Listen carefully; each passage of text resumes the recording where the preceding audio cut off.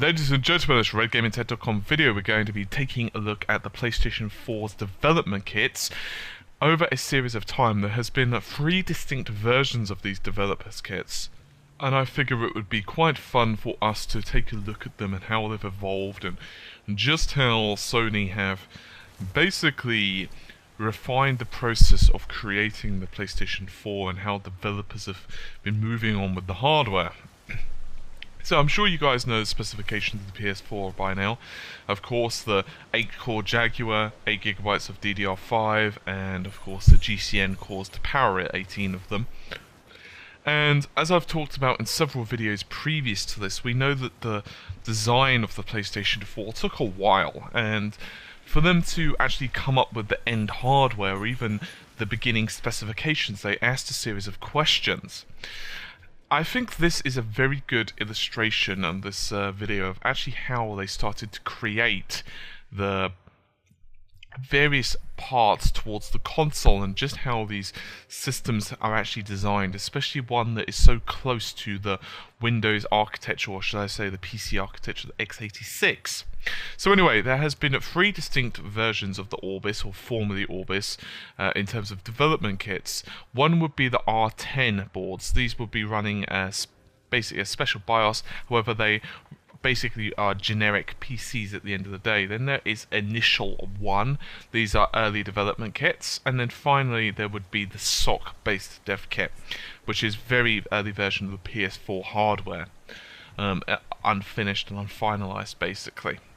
So let's take a look at the specifications of the first one.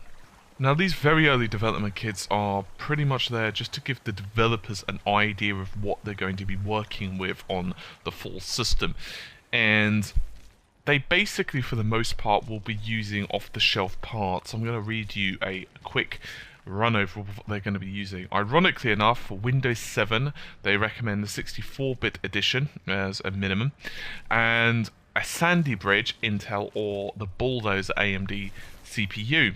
You're also looking at least 8GB of RAM and a 650 watt PSU. You've also got a few other bits and pieces. VS2010 SP1, that is the Visual Studios 2010 Service Pack 1 from, of course, Microsoft.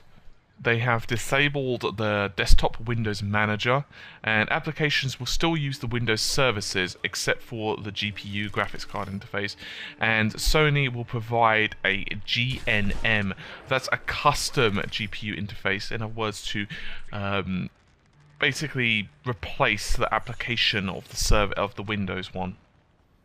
The next would be Initial 1. Now, the full name of this is DVKT for Development Kit, K5000K. So I'll just read that out again, DVKT-K5000K. There are a number of big changes here. The first is that it's actually removed the Windows operating system. Instead, we have a very primitive version of the Orbis OS. Also gone is the Intel CPU, and now we have a Bulldozer only, and we have 8-core Bulldozer running at around 1.6 GHz. We also have a graphics card, of course, which would be an R10, and that would be a special BIOS version. There will be 8 gigs of RAM, as you'd expect. A Blu-ray drive as well has now been added, and there's a HDD, that would be a 2.5 inch, which would be 160 GB. Bear in mind, the hard drive space is not indicative of what the final PS4's hard drive space is. There is a network controller, and they've also added a custom South Bridge. Now, the South Bridge is pretty much there to access the controller prototypes for the PS4.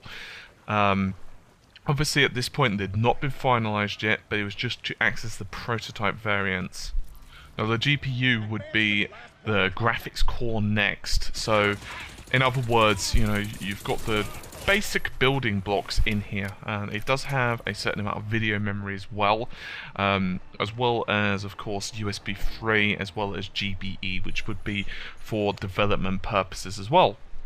So that's pretty much the basic building blocks of the PS4. You can see there's a substantial difference between this version and the previous one.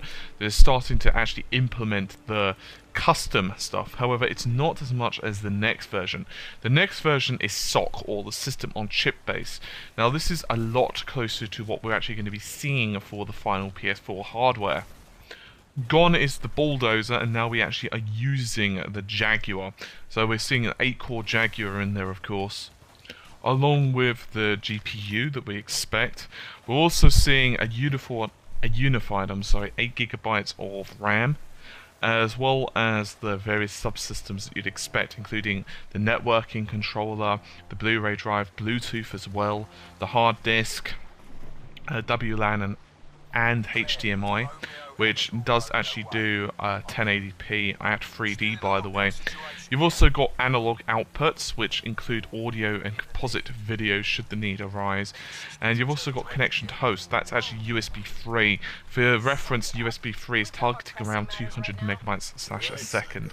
This also features the Orbis DualShock as well as the dual camera array.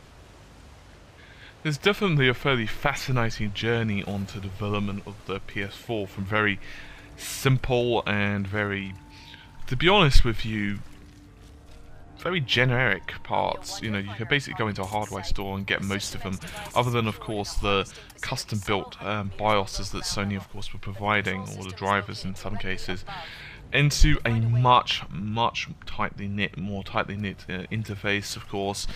And you can see really just how certain rumors can start springing up, because obviously in some cases they are just using the software just to kind of get the engines to a very basic degree and say, hey, this works on this. And this is one of the reasons that sometimes false rumors can pop up as well. So, but definitely speaking, the PlayStation 4 has gone under a number of evolutions.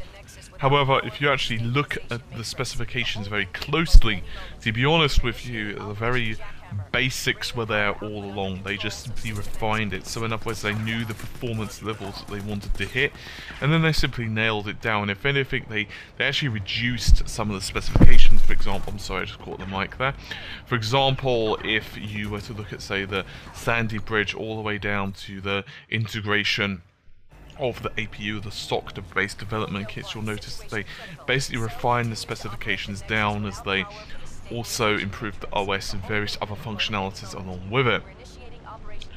To say that the PS4 is going to be an impressive piece of kit is a bit of an understatement, however, and as usual I'm going to be very much covering all of the stuff on the channel, but this has been a fairly short video, at least for me. As you guys know, I tend to make them fairly lengthy, but I just wanted to throw this out there just to give you an illustration of how the various consoles, or in this case at least, the PlayStation 4 has evolved over a certain period of time.